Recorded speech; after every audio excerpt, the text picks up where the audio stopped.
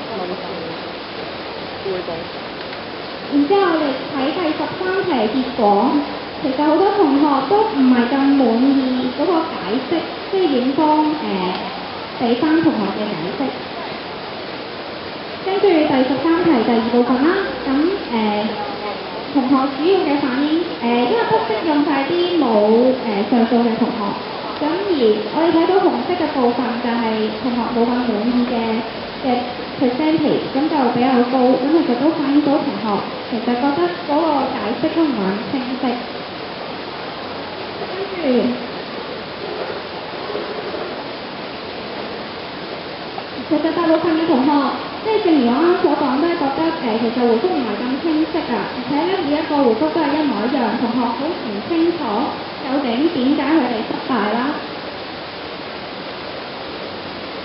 跟住我哋可以睇一睇第17題，我哋問咗第17題，亦都係一啲其他嘅意見，咁就係同學寫嘅，咁同學就覺得。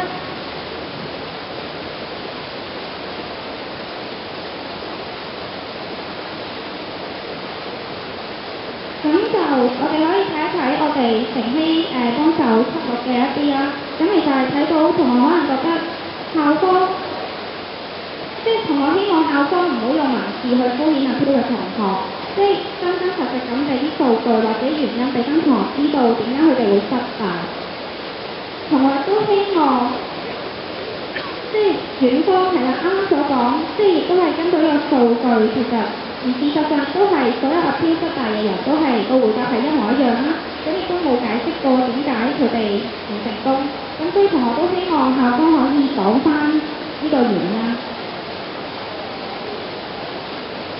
咁大家見到 PowerPoint 嗰個就係即係我哋收集到嘅一啲 reply 啦，咁亦都係每一個都係一樣嘅。然之後我哋乘希即係睇完同學嘅意見啦，我哋就有少少建議啦。首先就係可以直接由學系嘅教授去處理翻上述嘅要求，就唔好經一啲staff啦，或者因為可能會令到同學去誤會，好多人都即係曾經我哋知道有同學同我哋講翻話啲 staff 話是但啦，我哋都係我哋睇咁樣，可能就令到啲同學誤會咗，其實佢哋嘅阿飄唔能夠俾到啲 professor 睇，咁所以我哋建議可以由翻各系嘅 professor 去處理翻同學阿飄嘅事宜。另外，我哋都有第二個建議就係可以俾阿飄嘅同學一個機會去面試。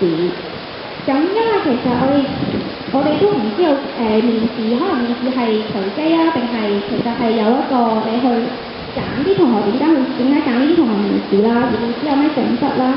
咁其實我哋都希望可以俾啲同學一個機會去，即係佢哋阿飄可以俾機會佢去面試，去睇下其實佢哋究竟真係適唔適合，即係就讀佢哋想讀嘅一個學系。跟住第三個建議就係我哋想因為其實好多同學都反映話佢唔知道點解自己失敗，咁我哋先前就同阿燕婷老師都有提及過呢個問題，佢就話因為可能學係驚同學即係收到嗰個回覆會好難堪，可能會好唔開心，可能會直接講佢可能英文嘅水平唔夠咁嚇。但係我哋睇翻問卷，其實同學係寧願想知道，即係唔成功都想心服口服，想知道翻點解。咁可能可以直接同翻同學講，例如你英文水平其實未達標，咁樣可能會令到同學可以更加，即使入唔到自己心儀嘅學系，都可以知道嗰個原因咯。唔係好似而家咁樣，佢都唔知道自己發生咩事。咁跟住議題2會交由我隔離嘅同學同大家講一講。大家好啦，我係1年級生聯會乘希嘅學術幹事柯偉龍啦。咁我而家就會講咧係有關於議題2我哋喺問卷入邊所收集到嘅結果啦，同埋自己嘅分析建議啦。咁議題2其實就係講緊我哋嘅究竟主修遴選嘅計分程式嘅透明度方面咧，其實學生咧都會有唔少嘅關注嘅。而我哋咧就歸納出3個關注點啦。第一個就係呢一個各項嘅計分嘅原則啦，第二個就係呢一個程式嘅計算方法，而第三個就係對於各個學科計分嘅標準咧嘅一啲嘅關注嘅。咁首先咧問卷入邊咧係會有數條嘅問題咧係關於關注點1咧，就係呢一個嘅各項嘅呢一個計分原則啦。咁其實呢幾條問題都係問翻各位同學，究竟你會想唔想一啲即係而家現行我哋會有嘅DSE 嘅一啲嘅成績啦，又或者係 GPA 啦，又或者係面試面試入邊嘅表現，會唔會計算落去呢一個計分程式入邊咧？咁呢幾題都會問及啲相關嘅問題嘅。咁咁呢一度咧，我哋可以見到啦嚇，就係呢幾條問題嘅一啲嘅結果啦。咁其實我哋都見到嗰個比例都會比較平均啲啦，都係大概四成多5成多左右啦。但係比較特殊少少嘅就係我哋如果最後一題問題 GPA 嘅情況嘅時候啦，我哋就見到咧係認為應該納入嘅係34%嘅同學啦，而唔應該納入嘅係2/3嘅同學嚟嘅。首先我哋睇下關於中學文憑考試嘅同埋個別科目嘅應該擺入呢一個計分程式呢一方面先啦。咁其實據部分同學嘅回應啦，其實中學文憑考試嘅成績嘅參考價值係有限嘅，因為其實我哋有比較大部分嘅入到嚟嶺南文學院嘅同學咧，都係大概20啦，又或者21分。有部分嘅同學會有23分甚至25分嘅情況，但係都唔會係一個多數嘅情況嚟嘅。咁呢一個分數係點樣計出嚟咧？就係以文憑試嘅4科主修科中文、英文、數學同埋通識啦，跟住同埋再加多一科選修科咁樣去計算嘅。咁所以其實我哋見到同學之間咧喺呢個中學文憑考試嘅成績咧嘅分數差異其實唔會太大啦。咁所以其實如果個學系係真係需要去考慮呢一樣嘢嘅話咧，個比例即係呢一個分數所佔嘅比例咧係值得關注嘅。而另一樣嘢咧就係關於面試嘅表現啦。同學咧其實有好多時候都唔明白咧點解呢個學系會揾咗某部分嘅同學係去面試咧？咁佢哋對於面試點樣去揀一啲所謂有潛質嘅學生咧，係會有一個疑問喺度嘅。咁喺呢一個而家我哋見到面試嘅機會咧，其實唔係每人都有啦，亦都冇一個好清真界定點樣先至會有面試嘅機會嘅情況下咧，咁所以其實同學咧對於面試呢樣嘢咧都存有懷疑啦，又或者存有一啲比較幾有疑問嘅。而其實對於面試呢樣嘢咧，同學嘅意見咧亦都係比較唔統一㗎，亦都有唔少嘅分歧啦。有部分嘅同學咧喺我哋收集到嘅意見入邊咧，係認為面試咧係會俾到一個機會等學生係去話俾學系嘅教授知道，究竟我哋對於呢一個學生係對於呢一個學系係有幾大嘅熱誠啦。但係另一方面咧，亦都有同學嘅排序啊。咁其實咧有同學咧就都喺呢一方面都會有啲嘅分歧嘅。首先第一樣嘢咧就係覺得排序上邊咧係有少少嘅問題。咁我哋現行嘅文院咧就7個學系啦。咁我哋都知道有3個學系仍然係比較熱門啦。咁包括中文系啦，包括翻譯系啦，同埋呢個文化研究系嘅。咁所以咧喺呢一方面嘅話咧，有唔少我哋都知道，如果我哋排咗第一個係中文系嘅時候，我哋第二個基本上係應該唔會排翻譯系，因為翻譯系、中文系同埋文化研究系喺第一個排序即係 first round 嘅時候咧，其實已經係採用晒所有嘅學生。咁所以其實中文系、翻譯系同埋文化研究系，甚至係今年度我哋見到英文系都會有咁嘅情況，就係當你擺第一係唔入嘅時候，就可能要呢幾個系就已經擺到好後。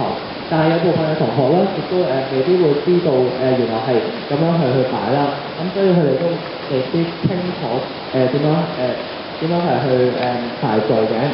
另外咧就係同學咧對於呢一個文學院嘅對於主修嘅方向咧係有一個疑問嘅，就係覺得其實文學院係想着重呢一個學生嘅能力多啲啦，又或者係興趣多啲咧。咁而家我哋見到係會似乎係着重能力多啲，因為比較上都係會喺學生能力同埋興趣呢一樣嘢，而佢哋覺得呢個係院方唔可以忽視嘅。跟住咧就係講成績平均績點，即係我哋講嘅 GPA 啦。有比較特別少少嘅就係有2/3嘅同學啦，係對於 GPA 放嘅計分程式都係有一個反對嘅意見嘅。但係其實咧都係喺呢一方面咧，意見上都係眾說紛紜嘅。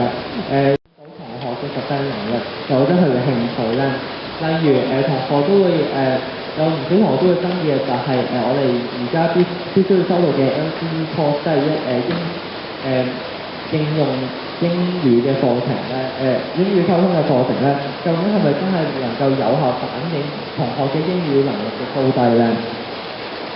咁所以咧，就呢幾點啦，我哋會有一個小嘅總結，就係參考翻嚟講啦，其實同學咧對於收生嘅標準啦，都唔係話有一個好清晰嘅了解嘅，特別係就面試呢一項啦，同學都會有好多嘅疑問啦，譬如即係就算接受到邀請，但係去我喺度面試嘅時候，對於呢個科目所有嘅同學，又或者所有又或者係一啲比較孖展。有好多不確定啦，有多定唔清晰嘅因素存在嘅。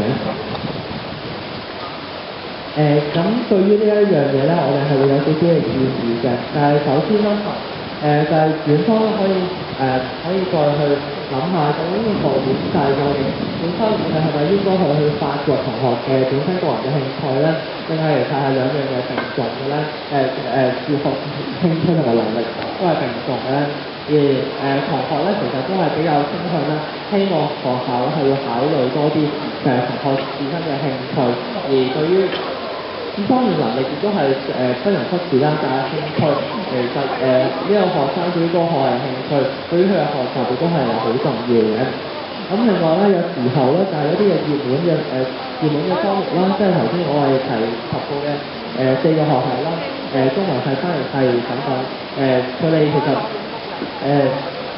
同埋一啲冷門嘅學系，所謂嘅冷門學系啦，其實同學咧都會有一啲嘅傾向，所謂冷門嘅學系，譬如歷史系，咁佢哋讀緊乜嘢咧？又或者甚至好多同學都兩個學期嘅GPA 啦，同埋可能亦都會有包括一啲同行試嘅成績啦，咁同埋都係我哋可能都會建議翻，如果我哋係咪真係要考慮翻全部10個科咧，我哋會唔會考慮可能係2個 common core，即係CCC 801Logic and Critical Thinking 同埋 CC 802呢先個方方再搭一啲嘅科目，咁樣係去計算而唔係計算全部10科嘅成績咧。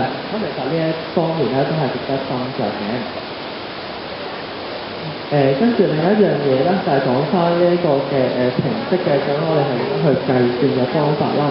咁我哋見到呢度有同學嘅意見啦，就係講緊佢對於呢一個 weighting，即係我哋文學院係真係發布咗一個 weighting，即係一個計分嘅準則，譬如中文係會有幾多嘅 percentage。出嚟嘅 master score 係點樣？咁所以同學喺呢度咧都會有好大嘅疑問啦，即係譬如想 DSE 嘅差距同埋 GPA 嘅差距係點樣係去計算咧？咁呢一樣嘢會唔會造成唔公平嘅情況咧？同學咧亦都係會有所顧及嘅。而且咧對於綜合文憑考試嘅嗰個分數啦，同學都未必了解究竟係我哋計最佳5科成績，即係我哋之前講嘅 S5 啦，定係根據嶺南去收生嘅時候所計算嘅4個主修科目，再加一個選修科目咁去計算咧。而且文憑試嘅成績嘅最大基數，即係可能去計算嘅時候係咪7科5星星嘅35分咧？咁其實呢一啲啦，同學都係咁樣計出嚟。同學會可能真係計有一個所謂嘅 master score 出嚟啦，但係其實好多同學都唔清楚自己嘅 master score 係點樣，所以了解呢一個 master score 嘅同學係真係要認同嘅。唔係啊，唔關事。另外咧，亦都係有同學提及過啦，如果係我哋係將呢一個DSE 嘅成績，即係中學文憑考試嘅成績啦，係去個比例係幾重嘅，我哋見到中文係都係個別科目啦，同埋呢個總分加起嚟咧，都有50%啦，而翻譯係更加係佔60%㗎。咁我哋見到呢啲嘅科目咧，都會幾睇重 DSE 啦。咁所以咧，佢哋會甚至係會質疑就係究竟我哋仲。So it is possible to do that, and I also believe that it is one major concern of students when they're dealing with this. Another question is that concerning quota system of different departments. Is it possible that because you have just mentioned that due to the restriction of quota, even if there are students that found to be very interested and very suitable for that particular major, because of limitation in quota, that students cannot be transferred into another major after the field. But is there any flexibility in the quota. Maybe one or two students could be one or two quota can be transferred into another major if possible. And also I would love to know the mechanism over the quota allocation in different departments. Thank you. Could you please give me just one more quick key word to remind me of your first question? Other additional factors, non-academic factors? Yeah. Okay. Actually, I'll take these in reverse order because I think the simpler ones were the second ones and the third ones. I just want to be candid with you and just tell you what's going on. The mechanism for how the quota was set, it was done, it was a faculty-based proposal with all the department heads getting together in a room 5 years ago maybe. And we came up with a proposal, and it went through all the levels of the university, through various associate vice presidents, up to the president, up to the Senate. That's how it got implemented. I mean, it was there was student representatives on several of those levels as well, including the Senate, including the University Admission Committee, etc. And it went through all those different stages. Presently, the first year, the second year, there is no flexible quota system at present. It's an exact number. This year it was 52 spaces for Chinese and translation and 30 spaces for each of the other majors. We have, and I think I'm not out of line in telling you this, but we have a proposal in place that Professor Lau and I particularly put together. We're trying to actually get a system where up to 7 spaces could be allocated. In other words, each department would lose 1 quota space. There'd be 7 that could then be allocated, again, according to a panel deciding which students were most deserving, and it would be done very much based on merit. That's on the agenda, and it could possibly be in place as soon as next year, but not at, it's got to go through several levels. Different faculty, different departments, the faculty, the Senate, the president, a lot of levels have to accept it, but we have proposed some flexibility there, okay? And we'll keep you updated on that. But just to answer your question again, for this year, it's not in place. And this is something that's hard to hear, I think, but anytime we want to make some of these changes, there are so many constituent groups we have to go through. We can't just say, oh, that's a great idea, let's change it. There's always all these other departments, faculties, administrative positions that have a voice. And so we're going to try to make that change as soon as possible to have some flexibility. As far as the issue of whether there could be other considerations, non-academic considerations, the answer is no, really. And I'm just being candid with you here. I'm just being frank and honest. And there's a reason for that. The reason is that the departments that made the decisions, they were allocating resources. And they know, they understand that some people may feel, I can major in anything. All things considered, I prefer Chinese. They maybe not care that much. Other people may be, if I don't get Chinese, I'm going to die. But departments don't really feel competent to, decide between the intensity of somebody's choice. All they really are able to do is look at the students first who pick something as their first choice, and if there are too many, make a decision based on not intensity, not strength of desire, but of all the students that indicated a preference, which one is the highest academic results, the most suitable from an academic point of view. They really are not going to feel competent to make decisions on other grounds. Then the issue comes in, if you pick one student, then you're by definition rejecting somebody else. And if you pick that second student instead, you've got to reject the first student. It comes down to allocation of scarce resources. And again, if 2 students have indicated, my choice is Chinese, there's just no way to decide, well, who really wants it more. All they can do is say a student who picks it first gets chosen over a student who picked it second. They really can't get more precise than that. Again, if they wanted to get into, oh, but this student really, really wants it, they would have to find some other student to get rid of.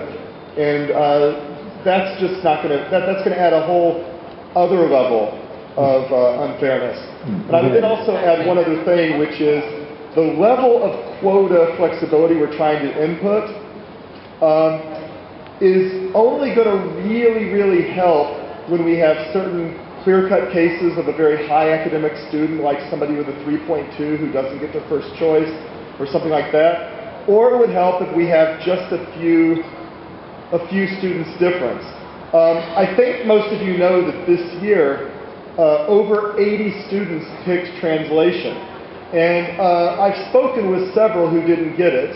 I've also spoken with several who did. I've spoken with several who picked philosophy as their first choice and got it, who picked history as their first choice and got it. What I'm finding over and over and over and over again is that students generally say they knew exactly what they wanted to major in when they came to the university. They never intended to apply to the arts faculty, but they only applied to the arts faculty because that's the way you get to the major that you want. I'm sure there are exceptions, but over and over again, students in my office say, I knew what I wanted to major in before I came. The fundamental problem this year is that we had 52 spaces for translation, but we went out and recruited 80-something students that wanted translation. That was a mismatch. Well, maybe we could leave some more time to other professors to respond. There's another question, other concept in that question, which is, can we put the review panel inside the departmental level instead of like in the faculty level? Could we put the appeal system into the departmental level, and in order to facilitate a more functional review system? I can tell you, yeah, that I mean, this question came up last year, and there's a very fundamental reason that it's the way it is, and that is because of the nature of an appeal. If you're appealing, that seems to indicate that somehow you think you've been wronged by the initial process. And if you've been wronged, then if you go back to the people you think wronged you, then that's not the way appeals work. The other fundamental issue is that the department doesn't actually have any authority to add more quota space. So the department really wouldn't be in a position to do anything about it. That's the reason it is the way it is. I also don't think the departments want that job, to be honest.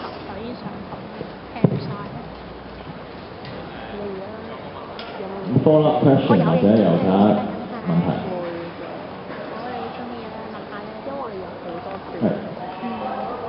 係兩個。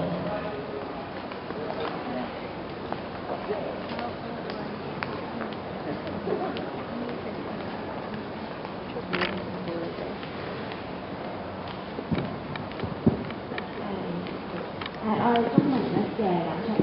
咁其實我想問下咧，咁其實我哋喺公佈嘅一個上年嘅 median 今年嘅 median 為例啦，咁樣兩個學生咧，其實佢嘅 DSE 同埋 F 成績都一樣嘅，但係佢喺 LCE 嘅成績一個就係 C 級啦，一個就係 A minor。咁樣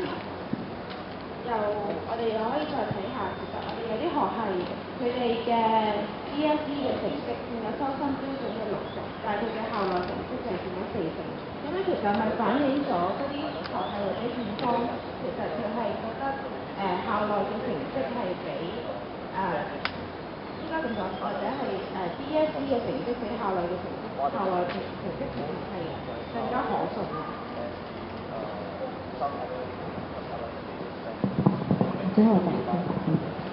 其實都好多謝同學嘅意見，因為咧今日其實我一路睇 PowerPoint 嗰度，其實都有一樣嘢咧係重複嘅，即係強調咗嘅，就係嗰個 DSE 同埋 GPA 嗰個嘅計法啦。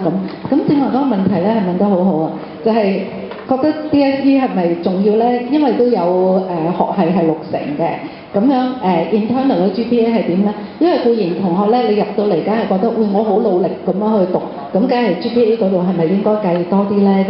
咁呢一度咧，其實即係最先嘅時候咧，我係得一個學期嘅啫嘛。咁所以嗰個嘅考慮咧，一陣間可以Sophia 老師講一講 visual 就係咁嘅考慮啊，咁樣。咁所以嗰個嘅比重咧，即係不過我可以答應同學咧，即係個比例咧，我見到啦，同學提議到好實際嘅3-7啊，或者即係之類，甚至有同學私底下同我講咧，佢話不如唔好要 DSE 咁同埋有啲過3 GPA 但係入唔到自己 intended 嘅 major 嘅同學咧，佢都反映咗就出嚟話即係其實佢自己會覺得我好努力咁樣讀，係咪應該計多啲 GPA 咧？咁呢一個我會帶翻去咧，就係真係我係好認真咁去討論。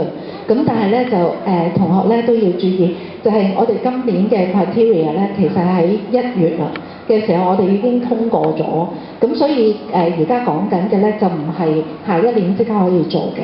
不過呢一個意見係會真係好認真去傾。咁啊 Sophia 老師有冇？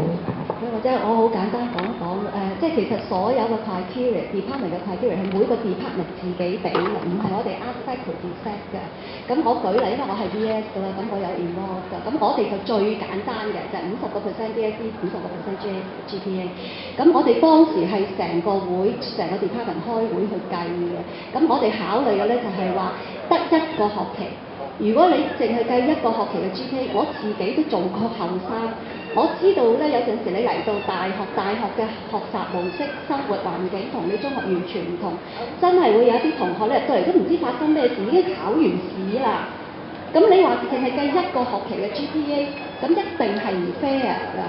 咁但係反而 DSE 咧，即係有佢咁多年，咁起碼都有啲 reflection， 未必一定係全部佢。但係頭先你講嘅，即係話佢入到嚟已經係大學生啦，佢好勤力去做咁。但係而家因為我哋講咗就係兩學期啦，咁所以嚟緊咧，我哋自己 department 都會調整，到底會唔會3-7啦，定係點樣樣？咁但係呢啲咧，就學劉教授話齋，我哋會將你哋嘅意見反映俾每一個 department 聽，而我哋希望盡量咧，即係7個 department 大家有一個比較即係平衡啲，唔好咁 extreme 啦。但係呢啲我哋仍然係嗰句，唔係我哋決定嘅，係 department 決定。我哋只可以將你哋嘅意見反映俾佢睇，然後大家去商討。咁我亦都相信其實全部人其實都係想為學生好，大家都唔想有好多問題嘅。但係有啲嘢就係要慢慢去磨合咯。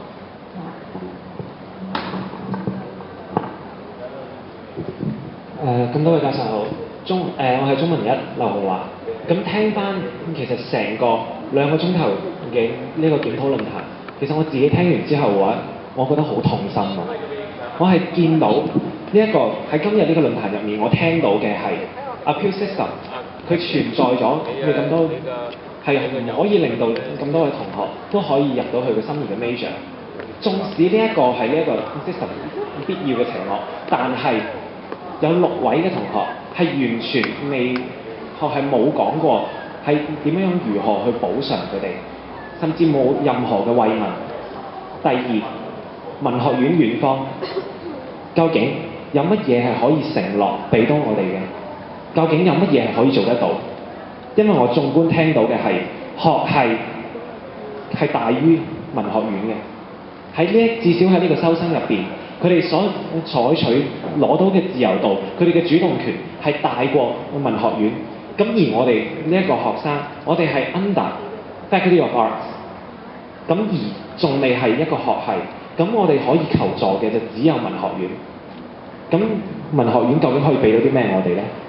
第三，一個文學院究竟你哋係以學生定係話係學系嘅利益為先呢？我哋見到嘅係有學生去到親身上到去文學院嘅 office 上面，佢哋係唔知道應該點樣去填寫佢哋嘅 appeal form， 就想問文學院嘅 staff， 究竟呢一篇個所謂 exceptional case 或者係 technical errors， 我應該要點樣填呢？而佢得到嘅答覆係：我唔 suppose 教你點樣填嘅噃。而亦都係有另外嘅 referral system 等等嘅問題，再去問文學院嘅職員等等，佢哋都會係輾轉咗一輪，係要經過咗好多輪嘅討論，而甚至係要令到嗰個同學都要捧住一部電腦，喺度等，先至去到最尾得到一個應該可能係嘅答案。咁想問，究竟院方係有幾多嘅熱心去幫助到我哋嘅同學呢？再者，呢一個究竟係一個點樣嘅學系呢？